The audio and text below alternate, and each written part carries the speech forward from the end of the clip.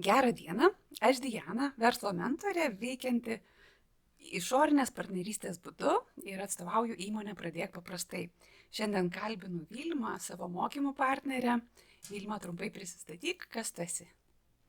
Sveiki visi, Vilma Narbutienė. Labai malonu, Diana, kad pakvietėte mane šitam, sakykime, pasidalinimui.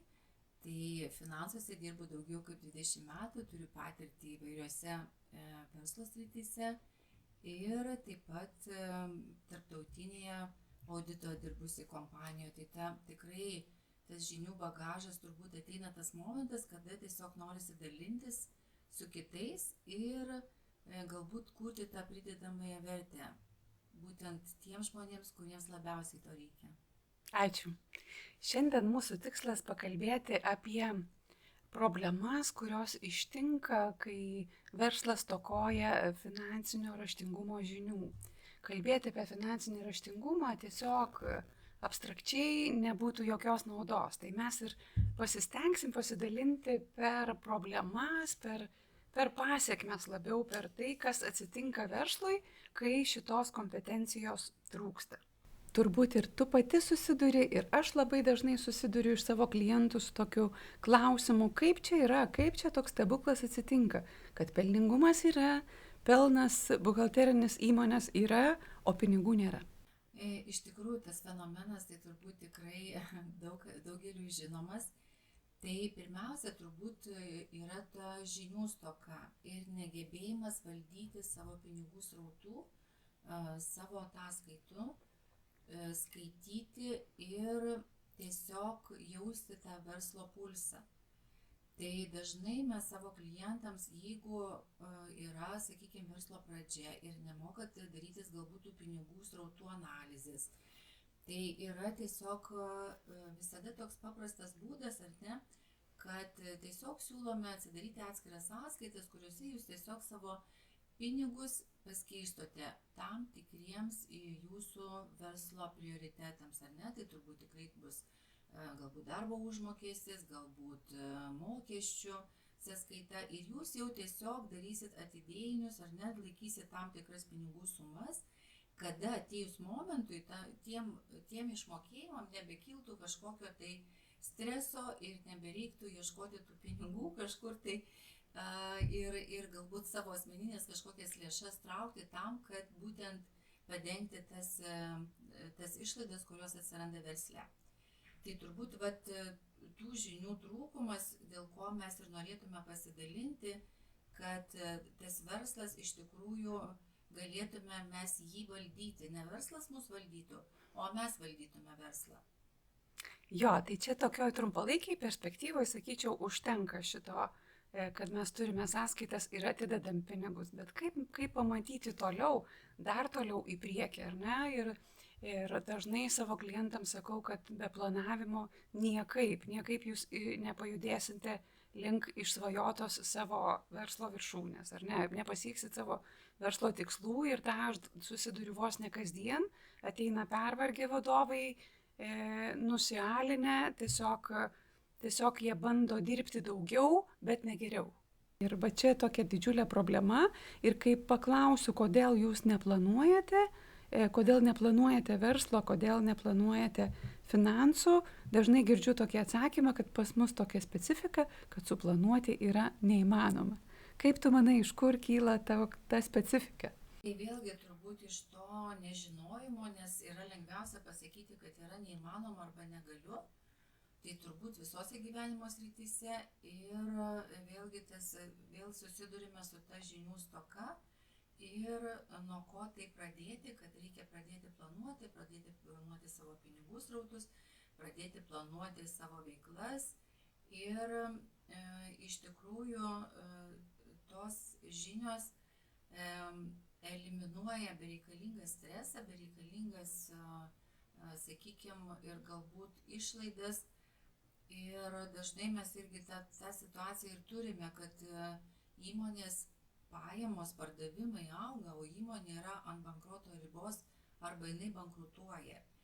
Nes būtent nežiūrima į verslą kaip į visą visumą, kad verslas nėra tik tai vien pardavimai, kad verslas yra tai ir sąnaudos, yra ir darbo užmokestis, yra ir kitos sąnaudos, kurios reikalingos, kad jūs galėtumėt vystyti tos savo pardavimus, tai reikia matyti tą visą visumą. Tai ir tuomet tada galima išvengti tų klausimų, ar ne, kad pelnas yra, o pinigų nėra sąskaitoje, ar ne? Tai vat, kada mes mokėsim valdyti vat šitą situaciją, tada ir to klausimo jau nebeliks. Taip, tai labai gerą užčiuopei momentą, kada augimas gali būti didžiulis pavojus verslui, ar ne? Kad dažnai vadovai ploja katučių, ar ne, kad mes čia augam, apyvartos auga, o nežiūrim kitos verslo dalies ir kaip sakai, kad reikalinga matyti visumą, tai tą duoda planavimo, verslo planavimo ir finansų planavimo įrankiai. Ir dažnai vadovai tų įrankių neturi, nes neturi net bazinių žinių ir nemoka jų patys susikurti. Tai va čia mes jau šitoj daly tikrai galim padėti ir atrasti verslui naudingą ir reikalingą ir paprastą įrankį. Kaip susiplanuoti, kaip susiprognozuoti. Dar vieną problemą matau, kad dažnai girdžiu tokį klausimą, kad vadovai ateina su klausimu, nežinau, ar galiu samdyti darbuotojų. Ir kiek galiu, ar ne? Tai tas matymas tik tai šios dienos ir neleidžia tau pamatyti tolimesnės perspektyvos, dėl ko tada sąskaitų tas atidėjimas jo neužtenka, reikalingas dar vienas aukštesnis lygmuo, dar vienas instrumentas, kuris dar toliau tau padėtų pamatyti, kaip kada man atsipirks investavimas į darbuotojus, kada man atsipirks investavimas galbūt į didesnės patalpas, galbūt į gamybą, galbūt dar kažką, ar ne? Tai va šituos dalykus reikėtų susiplanuoti ir apsiskaičiuoti, kaip tu minėjai, dėl vienos pagrindinės priežasties, kad mažinti stresą ir įtampą ir kad nusimti žodžių įtampą nuo čia ir skirti savo energiją verslo valdymui. Taip, iš tikrųjų, tai ir priklauso būtent visas verslo efektyvumas. Būtent kada yra planavimas, kada mes galime įsivertinti savo augimo tempus, kad tie augimo tempai jie nebūtų per greiti, kad mes tolygiai galėtume su tais augimais augti ir tolygiai auginti visą įmonę. Ir turbūt, kalbant apie buhalterio ir galbūt jau turbūt mes išaugome iš to buhalterio apibrėžimo arba, sakykime, kaip tokios pozicijos, nes tikrai nebeužtenka to žmogaus, kuris tik suskaičiuotų tai, kas yra, pateiktų reikalingom institucijom ataskaitas, pateiktų įmonės vadovom galbūt ataskaitas tokios, kokios yra nustatytos, bet reikia žmogaus, kuris padėtų įmonės vadovui matyti tą visą visumą. Tai mes jį galėtume pavadinti, ar ne, finansininkas, kuris būtent jau užsiimtų su tuo visų planavimu ir pinigų srautų, ir biudžeto sudarimu, ir visais kitais įrankiais, kaip Diana minėjo, ar turi tikrai labai gerą ir didžiulę patirtį ir pasidalinimą, dalinasi tais įrankiais ir ne tik pasakyti, kad tokie įrankiai yra ar ne, bet kaip jais būtent realiai naudotis, būtent praktiškai naudotis ir tikrai didžiulė nauda, manau, kiekvienam, kad nebereikia pačiam sukurti to, o yra jau paruošti įrankiai, su kuriais Diana maloniai dalinasi ir savo patirtimi, ir tais įrankiais, ir mokina, lydi, sakykime, tam visam versle nuo iki, kol jau įmonės vadovai, įmonės darbuotojai jau įvaldo tos įrankius ir gali toliau sėkmingai patys žingsniuoti sėkmingo verslo linkme, galbūt tik su kažkokiom tik tai konsultacijom. Jo, čia gerą užčiuopei problemą ir aš manau dar vienas toks yra aspektas, kad smulkus verslas negali sau leisti samdyti finansininko, nes tai tikrai labai brangiai kainuoja verslui, ypatingai jeigu jis dar nėra pakankamai išaugęs į tokias aukštumas, kad galėtų sau leisti, tai dėl to, sakykime, tam tarpiniam etape, kol tu augi, arba tu tiesiog nesi apsisprendęs augti link didelio verslo ir tau užtenka būti smulkiu verslu, Tai aš sakyčiau, vadovui šitos bazinės žinios yra būtinos. Nes be to yra tiesiog, kaip minėjai, labai neefektyvu, labai sunku ir daug išvaistoma visokiausių resursų, ne tik finansinių, bet ir sveikatos labai daug išvaisto vadovai ir ateina pervargę, kaip minėjau. Kita problema tokia, kurią pastebiu ir žygiuodama su savo klientais, tai yra, kad klientai, neturėdami bazinio raštingumo žinių, bijo skolintis arba atvirkščiai dejuoja, kad niekas jiems pinigų neduoda. Tai kaip tu manai, iš kur šita problema? Na, manau, tai irgi vėl ta pati atsirėmėm į tą pačią esmę, kad vėlgi mes nežinom, mes neprognozuojam, mes neturim žinių ir tos baimės, kaip ir visos baimės, atsiranda tada, kai tu nežinai.